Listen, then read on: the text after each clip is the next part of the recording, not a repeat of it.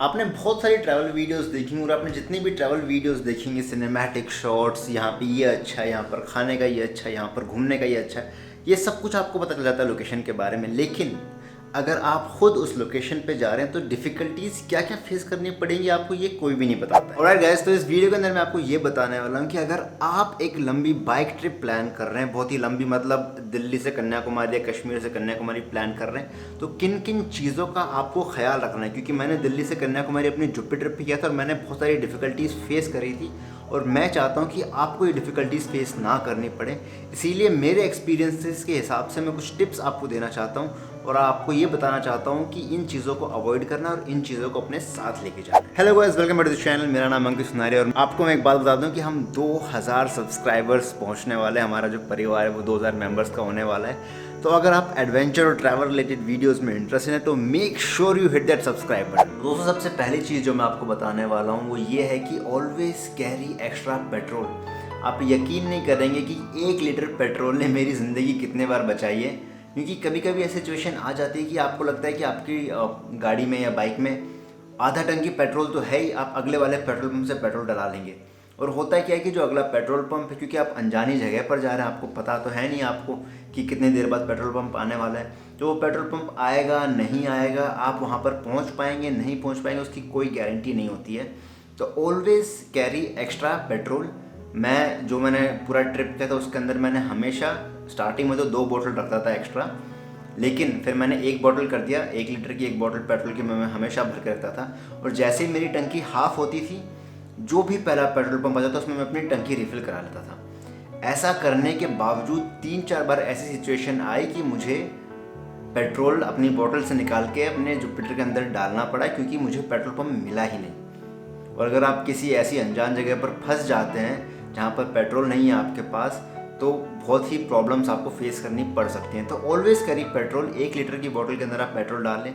अगर आपके बाइक के अंदर जेरी कैन की जगह है तो आप वो भी डाल सकते हैं। तो it's always advisable carry extra petrol with. दूसरी चीज़ जो मैं आपको बताने वाला हूँ वो ये है कि आपकी जो भी गाड़ी है, बाइक है, स्कूटी है, 2 व्हीलर जो भी है, उसके अंदर चार्जिंग की सुविधा उपलब्ध होना अनिवार्य है, आवश्यक है। अगर आपके पास चार्जिंग की सुविधा नहीं है तो आपको बहुत डिफ़िकल्टी फेस करनी पड़ सकती है, क्योंकि मैप्स आपके मोबाइल के अंदर है। आप जिनसे भी कांटेक्ट करेंगे इन केस ऑफ एन इमरजेंसी, आपके सारे कॉन्टैक्ट्स आपके मोबाइल फ़ोन में हैं। अगर आप कुछ रिकॉर्ड कर रहे हैं तो आपका गोप्रो का चार्ज है, कुछ भी करना चाहते हैं तो यू नीड दैट सोर्स। एक पावर बैंक इनफ नहीं होने वाला है। You need to have a charging facility on your vehicle. ठीक है, ये दूसरी चीज़ थी। Coming to the third point, अब क्योंकि मोबाइल फ़ोन की बात आई है तो मैं मोबाइल फ़ोन से रिलेटेड कुछ बातें आपसे करना चाहता हूँ। मोबाइल फ़ोन, सबसे पहली चीज़, आपके पास एक एक्स्ट्रा सिम कार्ड होना चाहिए। हर जगह जो आप सर्विस ले रहे हैं उसके नेटवर्क्स नहीं आने वाले, तो make sure you have 2 sims in case of emergency. अगर आपको कॉन्टैक्ट करना है किसी को तो आप कॉन्टैक्ट करने योग्य रहें। दूसरी चीज़ मोबाइल फ़ोन्स की ये है कि अगर इफ़ पॉसिबल एक छोटा जो फ़ोन्स आते हैं, नॉट द एक्सपेंसिव वंस, वो रख लें। If you can have a smartphone extra then it is even better. क्योंकि जैसे मेरा बेंगलोर से जब मैं कन्याकुमारी जा रहा था, मेरा फ़ोन बारिश की वजह से ख़राब हो गया था और मैं ना होटल बुकिंग कर पा रहा था, ना मेरे पास मैप्स था, तो मुझे वो कागज़ वाले मैप खरीदने पड़े बिकॉज वहाँ पर लोगों को मेरी लैंग्वेज भी समझ नहीं आ रही थी। I was not able to communicate properly in south. Language barrier है वहाँ पर, ऐसे ही नहीं बोलते हैं, there is language barrier over there. तो दैट वाज द थिंग। तो अगर आपके पास एक एक्स्ट्रा मोबाइल फ़ोन है तो आप वो भी लेके जा सकते हैं। एक और मोबाइल से रिलेटेड चीज़ मैं ये बताने जा रहा हूँ कि अब किसी भी लोकेशन से जब स्टार्ट करते हैं, व्हाट्सएप में एक लाइव लोकेशन का फीचर है, वो आप अपने फैमिली मेम्बर्स या फिर एक किसी बंदे को आप वो सेंड कर दें। 8 घंटे का मैक्सिमम टाइम है उसके अंदर। जब 8 घंटे पूरे होते हैं you can send it back again. तो एटलीस्ट अगर कुछ अनहोनी होती भी है तो आपने जिसको भेजा हो आपको लोकेशन तो पता रहेगी कि अच्छा यहाँ पर ये बंदा है या यहाँ पर इसको ये प्रॉब्लम हुई है। तो it will be easy to track because आप अनजानी जगह पर जा रहे हैं, आपको खुद नहीं पता ये कौन सा रास्ता कहाँ पर जा रहा है, कुछ भी परेशानी आ सकती है आपकी ट्रिप के अंदर, राइड के अंदर। तो इट्स ऑलवेज बेटर कि आप एक कॉन्टैक्ट रखें जिसको आपकी लोकेशन के बारे में, आपके हाल के बारे में, आपकी हेल्थ के बारे में एक कॉन्स्टेंट इन्फॉर्मेशन मिलती रहे। तो ऑलवेज डू दैट। चौथी चीज़ जो मैं आपको बताने वाला हूँ वो ये है कि ऑलवेज स्टार्ट अर्ली।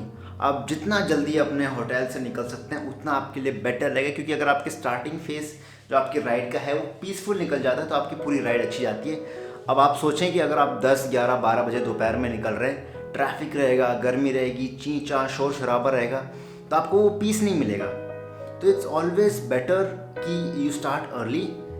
इस चीज़ से रिलेटेड मैं एक और चीज़ बताऊंगा कि होटल बुकिंग से रिलेटेड है। अब फॉर एग्जांपल मान लीजिए कि आप जा रहे हैं XYZ लोकेशन पे और आपको उस XYZ लोकेशन से आगे जाना है कहीं और, तो जो बीच में लोकेशन है, फॉर एग्जांपल मेरे को जाना है कन्याकुमारी, मैं हैदराबाद से बैंगलोर, बैंगलोर से कन्याकुमारी जा रहा हूँ फॉर एग्जांपल, ठीक है। तो अब बैंगलोर में मैं रात को पहुँचूँगा, क्योंकि हैदराबाद से मैं जब सुबह निकलूँगा और बैंगलोर को रात को पहुँचूँगा, क्योंकि डिस्टेंस बहुत ज़्यादा है। अब जो होटल बुकिंग मैं करूँगा वो जो लोकेशन है वो शहर शुरू होने से पहले करूँगा मैं। इसका रीज़न मैं आपको बताता हूँ क्यों। अब मैं हैदराबाद से आ रहा हूँ, मुझे 7, 8, 10, 11, 12 जितना भी टाइम लग रहा है उतना टाइम मेरे को सफ़र में लग ही रहा है। अब मैं शाम को 8, 9 बजे एक बड़े सिटी के अंदर एंटर करूँगा, और अगर मैं बुकिंग कर रहा हूँ बैंगलोर के एंड में, क्योंकि मैंने ये सोच लिया कि यार मुझे बैंगलोर के एंड में रुकना बेटर रहेगा, क्योंकि जब सुबह मैं निकलूँगा तो it will B nearer for me. तो वो बहुत ही गलत सोच है, क्योंकि आप 12 घंटे की राइड करके एक शहर के अंदर घुसे और शहर के अंदर के ट्रैफिक के अंदर आपको अराउंड 2 से 3 घंटे और लग जाएंगे और आप पूरे एग्जॉस्टेड हो जाएंगे, ठीक है। तो आप शहर की स्टार्टिंग में होटल बुकिंग करें। आप जब भी पहुँच रहे हैं 6-7 बजे पहुँच रहे हैं, फॉर एग्जांपल बैंगलोर में ही पहुँच रहे हैं, तो आप बैंगलोर सिटी शुरू होने से पहले होटल बुकिंग करें। और आपको देखो एनीवे सुबह आपको 4-5 बजे निकलना ही है, अगर आपको लंबे राइड पे जाना है तो सुबह 4-5 बजे आपको ट्रैफिक नहीं मिलने वाला है और आप उस सिटी के अंदर से आराम से निकल सकते हैं। तो आप उस सिटी का ट्रैफिक अवॉइड कर सकते हैं और निकलें सुबह सुबह, ताकि आपको ट्रैफिक ना मिले और आपकी पूरी जर्नी स्मूथ रहे, ठीक है। ऑल्सो अगर अंधेरा हो जाता है रास्ते में, आप चला के आ रहे हो और अंधेरा हो रहा है और आपको लग रहा है कि आगे सेफ नहीं है, तो जो भी सबसे नज़दीकी होटल है वहाँ पर रुक जाएं। डूड बनने की ज़रूरत नहीं है। दिन में कुछ प्रॉब्लम्स होती हैं, कोई बात नहीं, दिखता है पूरा उजाला रहता है, आप लोगों से हेल्प मांग सकते हैं, कुछ भी कर सकते हैं, लेकिन रात को it gets very difficult. And रात को अगर आपको कुछ हेल्प नहीं मिलती है तो आपको पूरी रात सड़क पे गुजारनी पड़ सकती है। इसीलिए अगर आपको लग रहा है कि आगे जाना अनसेफ है तो जो भी सबसे पहला होटल आ रहा है वहाँ पर रुक जाए, ठीक है। मूविंग ऑन, 5वीं चीज़ जो मैं आपको बताने वाला हूँ वो ये है कि क्या क्या चीज़ें आपको अपने साथ कैरी करना कंपलसरी है। अपनी गाड़ी के सारे डॉक्यूमेंट्स, एक भी डॉक्यूमेंट मिस नहीं होना चाहिए, क्योंकि पुलिस चेकिंग्स होती हैं, आप बहुत सारे टोल से निकलते हैं, तो कहीं भी अगर आपको पुलिस रोक लेती है, you don't want to get into all those, वो जितना भी ड्रामा हो जाता है ना पुलिस पकड़ने के बाद, उसमें आपको पढ़ना ही नहीं है। सब कुछ अपना कैरी करो, ताकि इनकेस अगर आपको कोई रोकता भी है तो आप सब कुछ उनको दिखा सको कि मेरे पास सारी चीज़ें हैं, I am not doing any crime, मैं इंडियन हूँ, मैं अपने देश घूम रहा हूँ, तो please let me do it. क्योंकि बहुत सारी लोकेशंस अब आपको पता नहीं, क्योंकि अब रियलिटी आपको पता है in most of the places. अभी तो खैर कम हो गया, लेकिन पहले क्या था कि police just to take money from the tourist and all, दिल टेल कि ये वाला डॉक्यूमेंट नहीं, ये वाला डॉक्यूमेंट नहीं है, इसका इतना फाइन लगेगा, उतना फाइन लगेगा। तो उस पूरे ड्रामा को अवॉइड ही कर दो। अगर आपके पास डॉक्यूमेंट नहीं है तो पहले वो डॉक्यूमेंट बनवा लो, उसके बाद ट्रैवल पे जाओ। दूसरी चीज़ जो आपको कैरी करनी है वो है कैश। हर जगह आपको ATM की सुविधा नहीं मिलने वाली है, तो it is always better if you have cash with you. Cash रखोगे सुखी रहोगे। तीसरी चीज़ जो आपको कैरी करनी है, इस चीज़ की मुझे ज़रूरत नहीं पड़ी मेरी पूरी राइड के अंदर, लेकिन ये बहुत ज़रूरी चीज़ है, आपको पंचर रिपेयर किट अपने साथ कैरी करनी पड़ेगी। क्योंकि कभी कभी होता है कि ऐसे सुनसान एरिया में आपका टायर पंचर हो जाए, कोई आसपास है नहीं आपका टायर रिपेयर करने के लिए, आपको थोड़ी बहुत नॉलेज भी होनी चाहिए। एंड बहुत सारे ऐसे टायर में हवा भरने वाले इक्विपमेंट्स आते हैं, अमेजोन पे भी मिल जाते हैं। I will be buying one, क्योंकि जैसे लॉकडाउन खत्म होता है मैं एक लंबी राइड पे जाऊँगा, तो मुझे उस चीज़ की ज़रूरत पड़ेगी, तो तब मैं उसके अंदर एक डिटेल रिव्यू वीडियो भी बना दूंगा और आपको बता दूंगा कि कौन सा प्रोडक्ट सही है। बट जो मेरा दिल्ली टू कन्याकुमारी था, मेरा एक बार भी टायर पंचर नहीं हुआ, कोई भी मुझे प्रॉब्लम नहीं हुई, बस एक गोवा में हुई थी। तो आप वो वाला व्लॉग भी देख सकते हैं, मैं आई कार्ड में लिंक डाल दूंगा उसका। तो जो मेरी बेल्ट है जो जिससे टायर घूमता है, वो एकदम नूडल्स जैसी हो गई थी, एक उसका तार निकल गया था। वो वीडियो मैंने बनाई है पूरी, आप देख सकते हैं उसके अंदर।